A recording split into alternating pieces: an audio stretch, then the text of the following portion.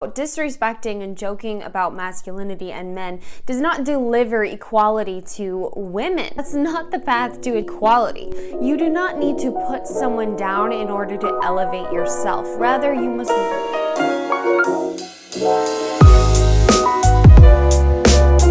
Hello everybody and welcome back to my channel. My name is Caitlin and I run the blog called Mrs. Midwest. Thank you for showing up and let's dive into the topic of today's video, which is the fact that men are not trash.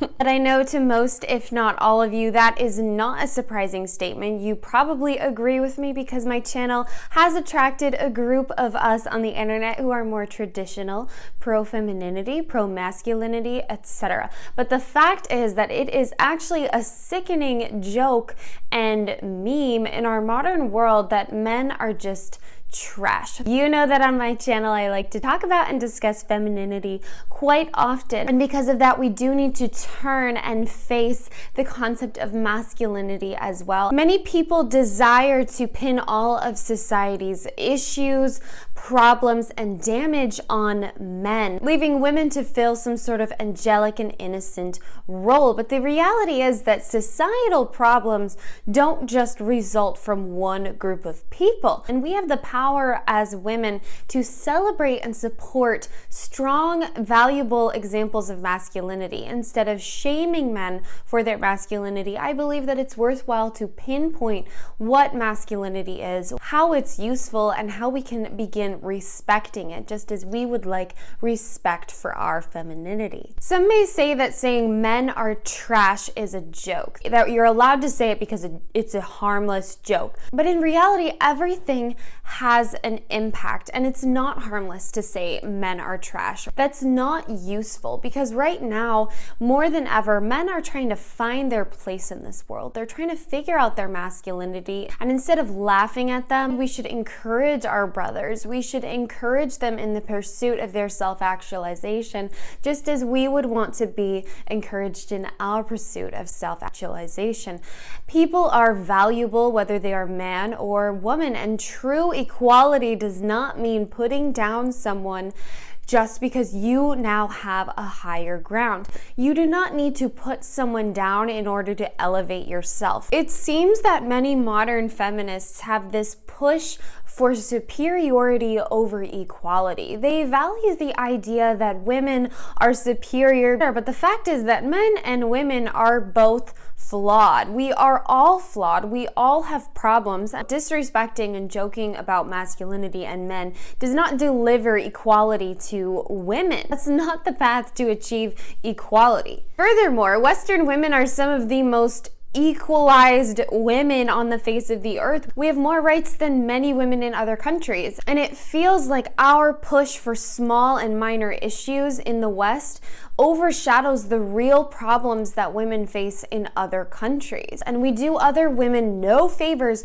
when we moan and cry about the minor afflictions we face while they are being denied basic education, access to rights, access to feminine care products, and being forced into child marriages. We should rejoice in our freedom and use that freedom to help other women instead of to tear men down. Are we about equality or superiority? The road to equality does not come by lowering others. Division of the sexes is not good for society. It does not lead to stable families, stable populations, and a group of people who are genuinely cheering each other on and looking forward to their brother or sister thriving in their masculinity or femininity. All men should not have to be slandered and persecuted for the sins of a few. Yes, some men are evil, some men are criminals, they deserve to go to jail, they deserve to be shamed, but then there are many men who are not like that, and if you treat those men like they're oppressive, they're horrible, and you rejoice when they suffer, that is not going to lead to them blossoming and thriving in society, and then it also begs the question, what do they even have to strive for? The answer to oppression is not to turn and sneer in the face of the oppressor as if if every single man has done you wrong just because you've been hurt by a few. It's prejudice and wrong to lump all men into a negative category just because of the sins of a few. I would not like to be categorized with women who have gone on to do horrible things with their life just because I'm a woman. That would be prejudiced and horrible. Likewise, we should not be doing that to our brothers. The answer is to move forward alongside our fellow man, to lift up the men who are doing good, and to rejoice in strong masculinity, instead of focusing on the negativity and immorality of one gender, while simultaneously treating the other gender as innocent angels. Let's be truly equal and hold men and women to the same standards of civil conduct and moral living. And if you think women are the only ones experiencing problems in the West or in the world, you have a narrow worldview, and I encourage you to truly listen to the life experiences of others. Men experience the highest suicide rate, the highest work mortality rates, and the highest incarceration rates. Men experience issues in society, and just because you're not a man and you can't fathom that doesn't mean it doesn't happen. We could throw statistics at one another until we are blue in the face, trying to prove that one gender has it harder than the other. But the reality is that life is difficult for everybody, but we all have different sets of problems to face based on where we're born, who we are, and where we come from. It's important to not belittle or negate the life experiences of other people just because it's not happening to you and you think it's not as big of a deal.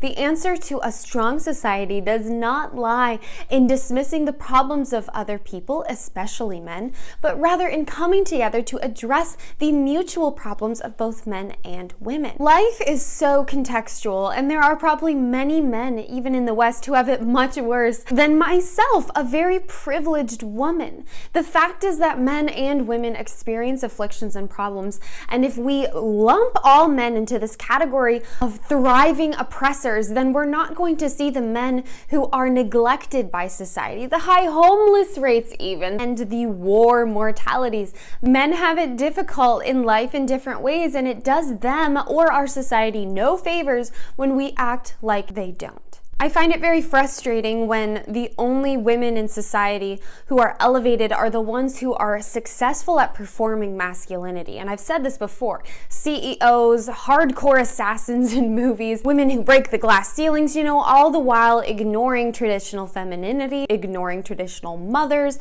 ignoring the roles that women have taken on for hundreds of years, which should be honored and celebrated. Likewise, I have a problem when society seeks to only elevate the men who are successful at performing femininity and ignoring the men who are wonderful in their masculinity, doing good for the world, and using that masculinity to propel society forward. We should be gentle with these societal issues instead of acting like we know everything. And instead of marching around like the Queen of Sheba, we should acknowledge that women are flawed too. We should unite as a culture and build a future for the children that is stable, where they can have childhoods where their parents and society in general unite with their femininity and masculinity, as we have done for hundreds of years. We did not come to this place in civilization through a battle of the sexes. Rather, it was the uniting of masculinity and femininity that delivered us to where we are now. Yes, we should call out trashy behavior in men, but that doesn't mean lumping together all men under the label of trash. Just as we would never want that for women. If men and women are truly equal, then they deserve respect just as much as women do. It takes humility to admit flaws, and men should admit their flaws just as women should, but the reality is that we are individuals. Sure, men as a gender might be more prone to certain flaws, and women might be prone to certain flaws, but at the end of the day, we are all individuals, and you cannot allow yourself to be prejudiced against someone because of the group that they are from. Now, there is a scripture I found that sums this up perfectly. And Christian or not, I think that you will find this helpful. 1 Corinthians 12:18-17 says, "But in fact, God has arranged the parts in the body, every one of them just as he wanted them to be. If they were all one part, where would the body be?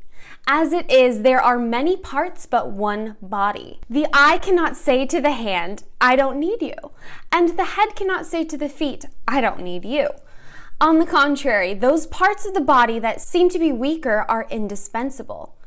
And the parts that we think are less honorable, we treat with special care. But God has combined the members of the body and has given the greatest honor to the parts that lacked it, so that there should be no division in the body, but that its parts should have equal concern for each other. If one part suffers, every part suffers with it. If one part is honored, every part rejoices with it. Now you are the body of Christ, and each one of you is part of it.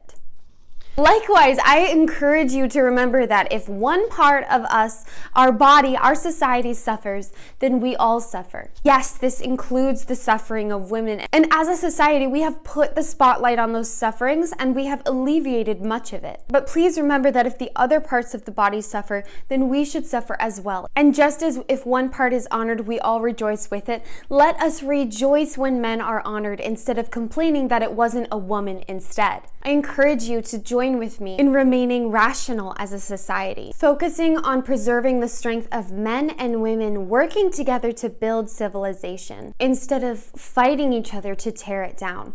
Let us work together to create an environment where little boys can have a wonderful future just as little girls can, and where we recognize the differences of masculinity and femininity. It does us no good to trash men. It does us no good to uplift women at the expense of men, and instead we should truly step in equal value and recognize our equal value by respecting men as we would like to be respected. That is the basis of Christianity, and even if you're not a Christian, I know that that might speak to you. I encourage you, if you have been hurt by a man, do not lump all men together with that. Likewise, if you've been hurt by a woman, do not lump all women with that. Let us see with rational and contextual eyes while maintaining that discernment that we may have earned through a trial with a man or a woman, but always remembering that each person deserves the chance to prove their own worth in our eyes, and we don't need to dismiss them before we get to know them. Please remember too to not rejoice in the suffering of men, and instead look to their suffering and see how we as a society can come together to alleviate these problems. As feminine women, we can do a lot to support the men in our lives and to support men in general by how we speak about them online, how we interact with them, and how we show them respect.